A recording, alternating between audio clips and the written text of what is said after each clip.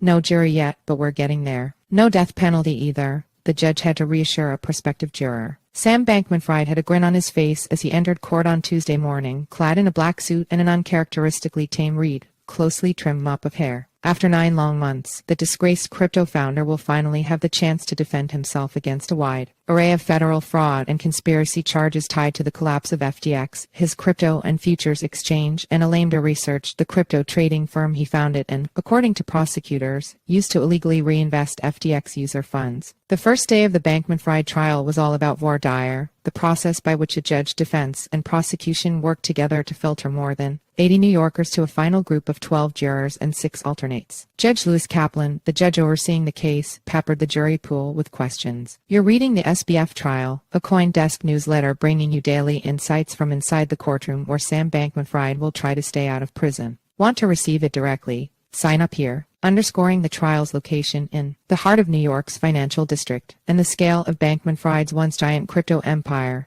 The initial list of potential jurors included people whose professions overlap with Alameda and FTX. One potential juror said she had worked until recently at Signature, the crypto-friendly bank that crumbled earlier this year and had ties to Alameda and FTX. Another member of the jury pool said her employer had invested directly in Alameda and FTX. Did your employer make or lose money as a result of their investments?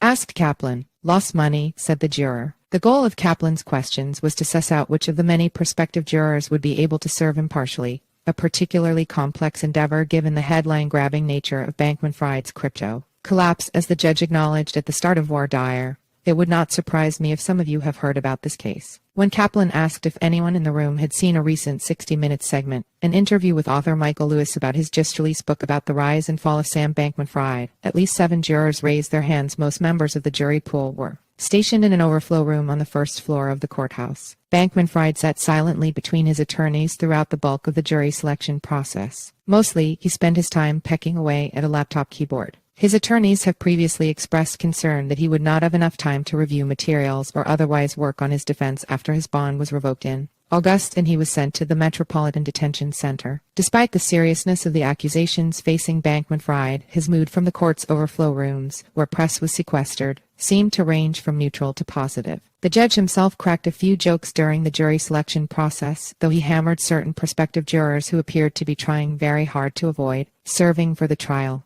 One prospect tried 3 different sets of excuses, none of which appeared to convince the judge. The judge also spoke to Bankman-Fried directly at the beginning of the day, letting the FTX founder know he had the right to testify in his own defense, even if his attorneys didn't expect or plan for him to do so. The decision is up to you, the judge said before telling Bankman-Fried how to alert Judge Kaplan that he wished to testify should the defense rest without calling the FTX founder. It's unclear if Bankman-Fried will actually testify. What we're expecting. Jury selection should conclude Wednesday, according to Judge Lewis Kaplan, who is overseeing the trial in the Southern District of New York courthouse. There are around 50 potential jurors remaining, after he dismissed a few dozen during yesterday's voir dire. Of the remainder, 12 will become jurors and 6 will be named as alternates, potentially as soon as later Wednesday morning. The process will see the jurors talk about themselves and their backgrounds briefly so the various attorneys have a better understanding of who they are, the judge said. The judge expects opening statements to kick off Wednesday. One prosecutor said he expects the Department of Justice's opening statement to last no longer than 30 minutes, while the defense anticipates taking up to 40 minutes. This means we could begin hearing from witnesses by Wednesday afternoon. A pair of FBI agents were present in the courtroom Tuesday, though it's unclear if they will be the DOJ's opening witnesses.